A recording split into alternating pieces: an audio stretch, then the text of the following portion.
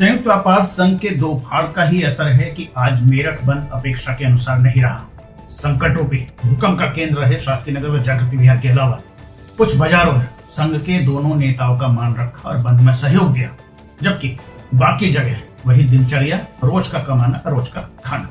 राजनीतिक केंद्र बने सेंट्रल मार्केट प्रकरण में जहां भाजपा नुमाइंदों ने दूरी बना रखी है, वहीं सपा भाजपा के गढ़ में घुसपैठ करने की कोशिश में लगी। इसी कोशिश के दौरान आज सपा नेता केपी सिंह से भाजपा की खिंचाई करने पर कहासुनी धक्का मुक्की हो गई। इस सारे घटनाक्रम और प्रकरण पर संयुक्त व्यापार संघ के दोनों गुटों को फर्स्ट बाइट और टीवी ने साथ बैठाकर सीधे सवाल पूछे। वो सवाल थे जो शास्त्री नगर की प्रभावी जनता पिछले कुछ रोज से चिल्लाकर और आंसू बहाते हुए पूछ रही है, लेकिन उसका जवाब नहीं मिल रहा। मंत्री, सांसद, महापौर, वैकेंट विधायक की गैर मौजूदगी पर उठे सवालों पर बचने की कोशिश करते हुए संघ के घोषित अध्यक्ष अजय गुप्ता ने कहा कि जिस तरह ईश्वर नजर नहीं आते हैं लेकिन वह अपना काम करते रहते हैं, ठीक वैसे ही भाजपा के नुमाइंदे अपना काम कर रहे हैं, यानी ईश्वर की तर्ज पर। संभवतः यह पहला ऐसा धमाकेदार इंटरव्यू है जिसमें दोनों गुटों के दोनों अध्यक्षों को साथ बैठाकर सीधे और तीखे सवाल पूछे गए। चलिए सीधे देखते हैं क्या सवाल पूछे गए और क्या जवाब दिए अजय गुप्ता और नवीन गुप्ता ने। देखिए, आवास विकास के अधिकारियों के खिलाफ ना, तो उस समय के दोषी थे 76 लोग। देखिए यही बात चल रही थी, बार बार इस बात का आश्वासन मिल रहा था कि उनके खिलाफ कार्रवाई होगी। अब हमारा आंदोलन वहीं से शुरू होने वाला है। हमारे व्यापारी के परिवार के आंख में आंसू है, उसका व्यापार उजड़ गया, उसके बच्चों के आंख में आंसू है और उन भ्रष्ट अधिकारियों के खिलाफ कोई कार्रवाई नहीं हुई। वो आज भी हमारे दिए हुए पैसे से मौज कर रहे हैं। अब वो भी जेल जाए, उनके परिवार के आंख में आंसू आए तो पता चलेगा कि कैसे पीड़ित होता है। बात ये 5 महीने का समय बहुत होता है, सरकार 5 दिन में एक्शन ले लेती है और उन 76 पर 5 महीने। अब वो सब चीजें होंगी, कभी कभी देरी में भी भलाई होती है। आप इसमें भलाई ढूंढ रहे हैं? देरी हुई है ना, भलाई नहीं ढूंढ रहा हूँ, देरी हुई है। कहीं हमारा भी फॉल्ट होगा, कहीं सरकार का भी फॉल्ट है और अब हम इस मांग को लेके जाने वाले हैं। आपके महामंत्री अभी भी ये कह रहे हैं कि व्यापारी जो है वेंटिलेटर पर है। हाँ, वेंटिलेटर पर है। नहीं, महामंत्री जी ने क्या कहा मुझे नहीं जानकारी, आपकी मौजूदगी में कहा। लेकिन मेरा ये कहना है, उनका कहने का अर्थ ये रहा होगा कि टूटा है, ये जैसे टूटा है या सील हुआ है, तो सील वाली जो कार्रवाई है, अगर आप पहले आदेश पे जाएं, जब 606 पे कार्रवाई हुई तो सुप्रीम कोर्ट ने उस पर कहा कि सब टूटेंगे, लेकिन बाकी को सील किया गया। तो कहीं ना कहीं कोई गुंजाइश बची है, इसलिए उन्होंने शायद वेंटिलेटर का शब्द इस्तेमाल किया हुआ। राहत क्या मिल रही है व्यापारियों को? देखिए, राहत मिलेगी। अब जो ये है, सब चीजें अपने चरम पे आ गई हैं। अब इस पे ऐसा नहीं है कि कब मरेगी सासू और कब आएंगे हमारे। नहीं, देखिए 7 महीने हो गए, इतने 44 बिल्डिंग सील हो गई, ध्वस्त हो गया और अभी हम लोग यही कह रहे हैं कि हम लोग राहत। देखिए, सरकार ने कुछ नीति बदली थी, उसको आवास विकास के अधिकारियों ने अपने बचाव में, अपनी गर्दन बचाने के लिए वहां सुप्रीम कोर्ट के समक्ष नहीं रखा। अब ये बात सवाल पे सरकार के सामने खड़ा हो गया कि जब ये कहा गया था, ये जो चेंज हुआ उसके तहत जो कार्रवाई होनी थी वो करनी थी, क्यों नहीं करी? आवास विकास ही दोषी है ना पहले दिन से। स्ट्रीट बाजार का दर्जा देने की बात है, कंपाउंडिंग की बात है। 72 करोड़ रुपए व्यापारियों का कहना है कंपाउंडिंग कर दी है। आवास विकास के अधिकारियों का कहना है कि सफेद झूठ है, 72 करोड़ रुपए जमा नहीं, उनके पास नहीं वो नहीं जमा, उनके खाते में नहीं है। उनका कह रहा है, मीडिया को बताया 72 करोड़ रुपया कोई जमा नहीं हुआ। एक गलत फिगर बताई जा रही है। फिगर गलत हो सकती है, पैसा जमा नहीं हुआ इससे इनकार कर रहे हैं। उनके खाते में नहीं है, आज भी सुप्रीम कोर्ट ने कहा नहीं पैसा वापस करिए, तो उनके यहाँ से चेक मिलने वाला है या कहीं से नकद रखा वो दे देंगे मुझे? और जो ये कह रहे हैं वो ये बात से इनकार कर देंगे कि जब ये बना था वो भ्रष्टाचार में लिप्त नहीं थे, बिना उनकी मर्जी के बन गया, वो तो उसको भी झुठला रहे हैं। वैसे बन गया, आग बंद करके बैठे थे, उनकी जिम्मेदारी क्या थी? काहे के लिए पोस्ट हुए थे आवास विकास में वो? सर, ये जो वर्तमान अभी जो आदेश आया है, इससे व्यापारी को राहत है या फिर ये सिर्फ एक? देखिए, वर्तमान में अभी आदेश अपलोड नहीं हुआ है। जो वर्डिंग्स कोर्ट में कही गई हैं उसी पे सब लोग चैनल चला रहे हैं या उसी पे हम लोगों को अभी सूचना मिली है। जब तक अपलोड नहीं होगा, उसका सारांश सामने नहीं आएगा, तब तक कोई बात टिप्पणी नहीं की जा इससे सकती। पूरे आंदोलन के दौरान एक बात रही कि भाजपा के तमाम जितने पदाधिकारी इवन आप लोग भी हमेशा इस बात को कहते रहे कि सुप्रीम कोर्ट के आदेश हैं, इसलिए उसमें हम लोग नहीं पिछड़े पड़ रहे हैं।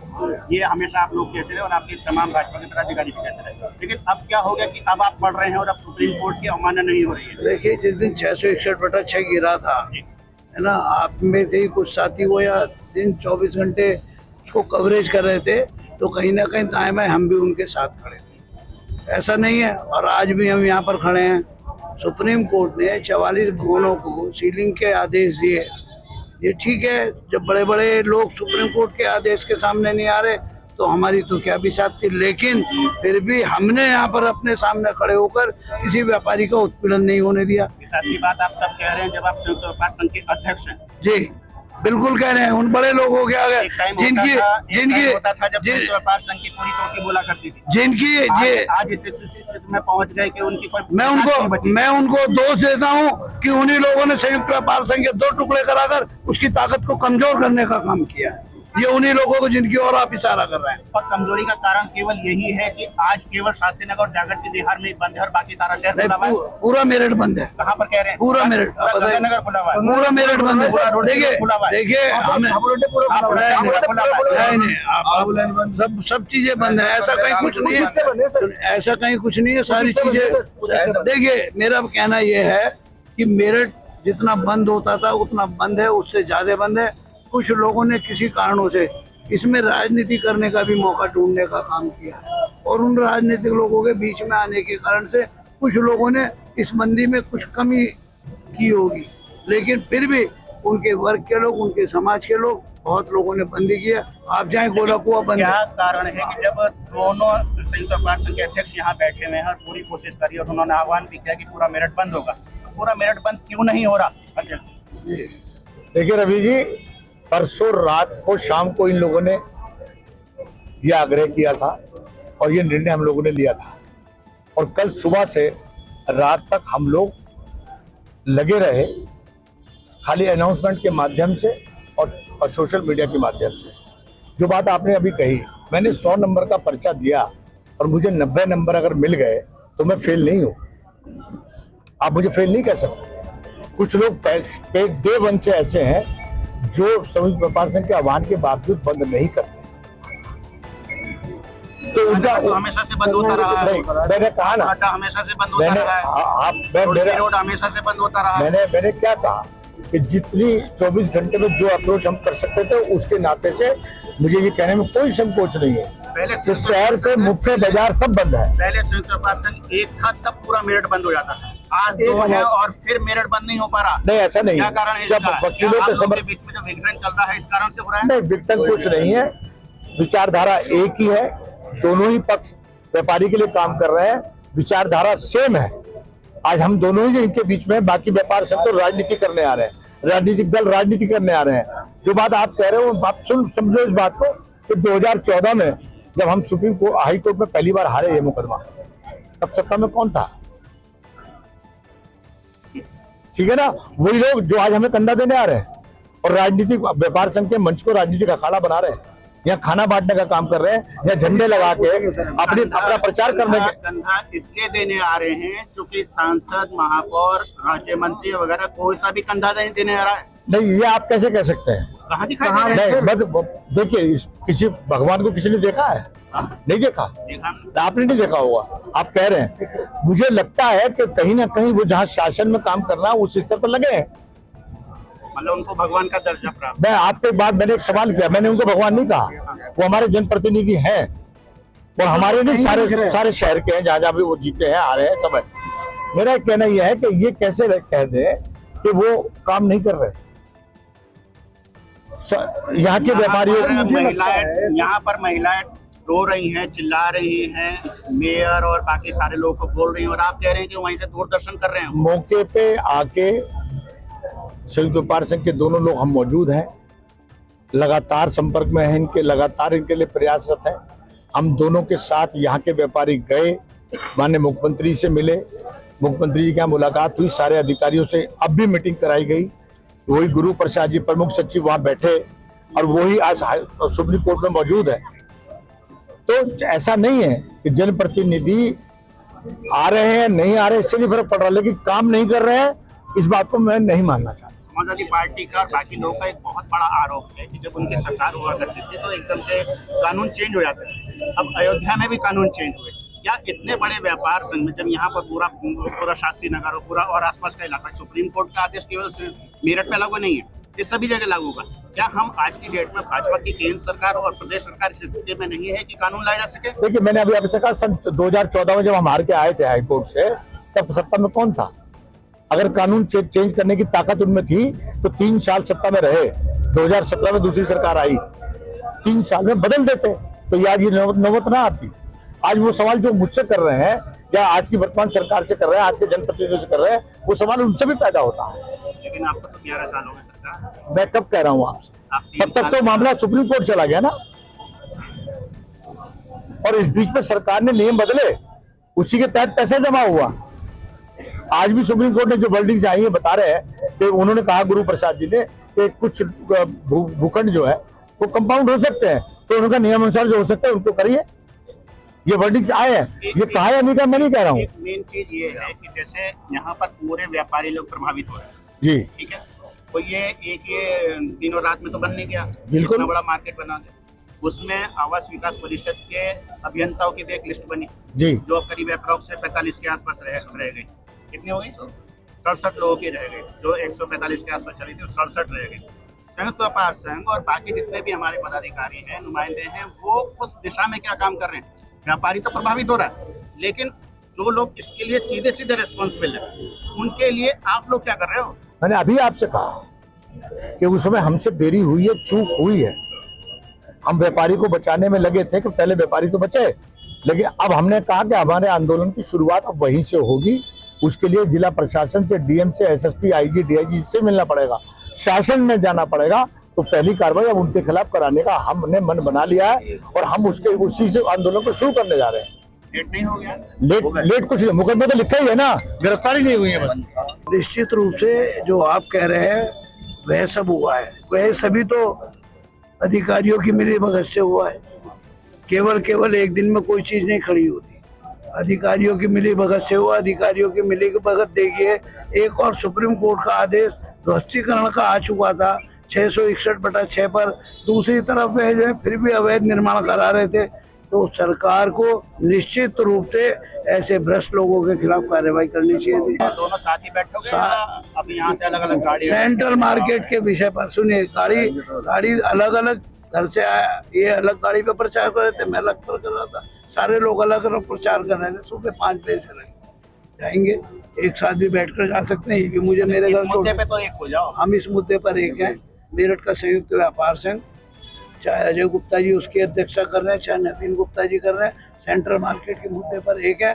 यहाँ के व्यापारियों के लिए हम बहुत जल्दी बहुत बड़ी राहत उत्तर प्रदेश सरकार और नहीं तो केंद्र सरकार दोनों से कराने का काम करेंगे। 2 महीने हमें मिले, इन 2 महीने का ये जो आदेश है, जो चर्चा आ रही है, हमारा हम कहना चाहते हैं ये भी हमारे आज के उस आंदोलन का परिणाम है कि सुप्रीम कोर्ट ने ध्वस्तीकरण के आदेश नहीं किए, केवल व्यापारिक गतिविधियां रोकने का काम किया है। और हम कहना चाहते हैं ये केवल मेरठ का शास्त्री नगर का नहीं, ये निर्णय, इस निर्णय की आड़ में 5 दिन पहले तमिलनाडु की हाई कोर्ट ने एक निर्णय लिया और जिसमें सुप्रीम कोर्ट के इस मेरठ के निर्णय का हवाला देकर चेन्नई के एक पूरे बाजार को बंद कराने का काम किया। तो ये निर्णय नजीर ना बने, इसके लिए हम भारत सरकार से मांग करेंगे। हम मृत्यु दंड भी मिल जाता है, उसके बाद भी हम मर्सी अपील करने का अधिकार होता है। हम अपनी मर्सी अपील राष्ट्रपति तक पहुंचाएंगे, भारत सरकार से मांग करेंगे। ये केवल मेरठ का नहीं, पूरे भारत का मामला है। इस पूरे भारत के व्यापारियों को राहत देने के लिए जिस प्रकार से शाहबानों में उन्होंने संसद की मीटिंग बुलाकर, संसद ने नियम लाकर, नियमानुसार एक नया संविधान बनाकर नियम परिवर्तन किए थे, संविधान में परिवर्तन किया था, इसी प्रकार से नए नियम बनाकर आवश्यकता पड़ी तो भारत की संसद से भी हम यहाँ के व्यापारियों को राहत दिलाने का काम करें। दिल्ली में सुप्रीम कोर्ट के आदेश पे बड़ी संख्या में बिल्डिंगों को सील किया गया है ना, तो उसी आदेश मतलब उसी ही आदेश पर मेरठ में ये पूरा सील किया गया, वो आज तक नहीं हुआ। यहाँ पर जो 44 बिल्डिंग सील की गई है वो उसकी पुनरावृत्ति ना हो, वो जल्द से जल्द खुले, क्योंकि पैसा भी जमा कर दिया हम लोगों ने। उसके लिए संघ क्या करेंगे? निश्चित रूप से हम दोनों लोग मिलकर काम कर रहे हैं। हम लगातार कल भी जनप्रतिनिधियों से संपर्क में थे, आज भी हैं, और आज भी हमारे लोग प्रदेश के मुखिया से मिल रहे हैं, मिल चुके भी होंगे शायद। सूचना आ जाएगी, 2 महीने के अंदर अंदर ये सील मिल जाएगी। 2 महीने के अंदर अंदर प्रयास तो करेंगे भाई, प्रयास करना हमारा काम है। 2 महीने के अंदर अंदर मिलेगी तो 2 महीने के अंदर अंदर हम ये प्रयास हमारा चलेगा कि सेंट्रल मार्केट नहीं, पूरे भारत के व्यापारियों को लाभ मिले, उनका नुकसान ना हो, उनकी हानि ना हो, ऐसा प्रयास तो हो। सर क्या ये माना जाए कि अगले 2 महीने बाद व्यापार को कुछ राहत मिलेगी या नहीं? 2 महीनों के अंदर भाई आपने एक सवाल अभी नबी भाई साहब से ये किया कि आप दोनों साथ हैं, कि हम दोनों ही लोग व्यापारी की लड़ाई के लिए लड़ रहे हैं, या व्यापारी के साथ हैं, और खाली सेंट्रल मार्केट ही नहीं, ये तो बहुत बड़ा मुद्दा है।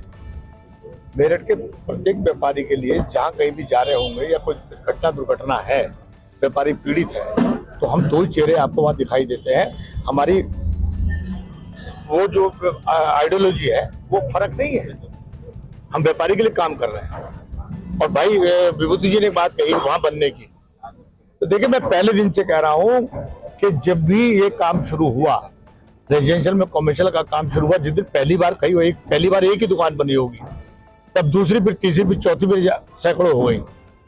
उस दिन भी हम आवाज विकास और मेरे व्यापारी ने हाथ मिलाया, और वो उसी हाथ मिलाने की परंपरा में आज भी जो लास्ट उदाहरण आपने दिया बनने का, जो बात मुझसे पूछी जा रही है, मुझसे मेरे व्यापारी के लिए कही जा रही है, क्या हाई सुप्रीम कोर्ट के आदेश के पालन के आदेश को के घटना की जानकारी आवास विकास के अधिकारी को नहीं थी, उन्होंने बनने दिया। क्या आप ये मान के चले कि आवास विकास के अधिकारी सुप्रीम कोर्ट को भी धक्का बता रहे थे, उसके बावजूद भी उन्होंने बनवाया, तो वो मेरे व्यापारी से ज्यादा दोषी है? नहीं, हम लोग बिल्कुल व्यापार, पूरे मेरठ के व्यापारी के लिए जहाँ की दिक्कत है, हम लोग तैयार है, और ये चूंकि कानून का दायरा था, कानूनी प्रक्रिया चल रही थी। इस अपडेट में फिलहाल इतना ही। आप देखते रहिए फर्स्ट बाइट टीवी। नमस्कार। इस न्यूज के प्रायोजक हैं वेलेंटिस कैंसर हॉस्पिटल।